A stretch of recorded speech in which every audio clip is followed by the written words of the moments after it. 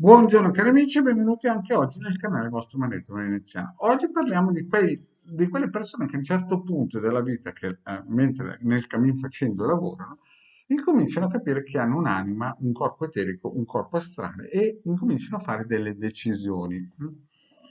Ma prima di iniziare questa pillola, il vostro maledetto veneziano vi consiglio di iscrivervi al canale YouTube di Gilde Galla, al canale YouTube del vostro maledetto veneziano, di venirci a trovare nei gruppi social di Facebook, dove nel gruppo Radionica, Radiostesia, Teologia ed Ermetismo, noi abbiamo un gruppo appunto di 1400 amicizie che sta crescendo in work progress.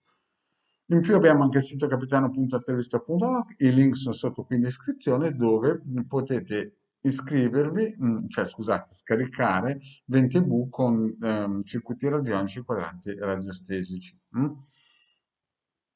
C'è anche una sezione shop dove chiaramente, ad esempio, questo ciondolo e amuleto costa 150 euro più 10 euro di spedizione, un circuito di scusate, un amuleto di protezione. Bene, parliamo un po' di questa situazione che ultimamente, cioè non ultimamente, capita spesso che quando alcune persone incominciano a capire che hanno un'anima, un corpo eterico, un corpo astrale, insomma c'è qualcosa al di là della materialità, magari hanno un buon posto di lavoro che insomma, hanno faticato anni per poter raggiungere certe posizioni, magari anche un posto anche semplice, ma però insomma in quel posto lì sono valutate bene perché danno il loro contributo, però si rendono conto che magari stride molto con la crescita spirituale. E allora succede che praticamente cercano di abbandonare tutto per incominciare a camminare nella via spirituale, no? Allora, il problema è questo, che noi siamo nati, siamo stati creati dalla Keter per lavorare, no? E non è che scappando da un posto brutto, no, noi aumentiamo il nostro spirito, anzi, stando dentro in un posto brutto, noi possiamo aiutare gli altri a cambiare, a raggiungere la Keter, no? Quindi tutte quelle persone che magari perché hanno cominciato a capire che hanno un'anima, hanno un'evoluzione spirituale, cercano di abbandonare quel posto che magari è un pochettino stridente, come diceva Osho, bisogna stare in prima linea, no?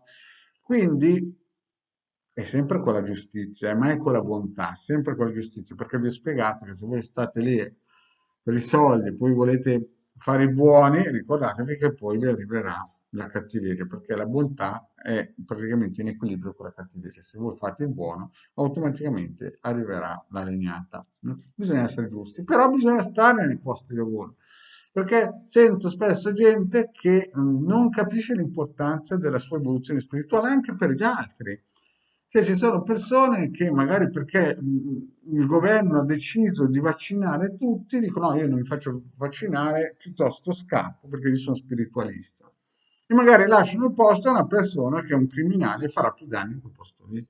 Infermieri che non si vogliono far vaccinare, dottori che non si vogliono vaccinare. Insomma, noi dobbiamo capire che se uno è spiritualista, non è spiritualista perché corre su nel Tibet e sta lì a dire Om tutta la vita. Uno è spiritualista, ma lo spirito si fonde, si cesella come il ferro dentro il fuoco. Uno diventa spiritualista, ad esempio, c'era uno che era un serial killer che si chiamava Davide, che nel Vecchio Testamento, no, gli israeliti dicevano, cavolo, questo qui ha ammazzato tutti, però era uno il cui cuore piaceva a Dio.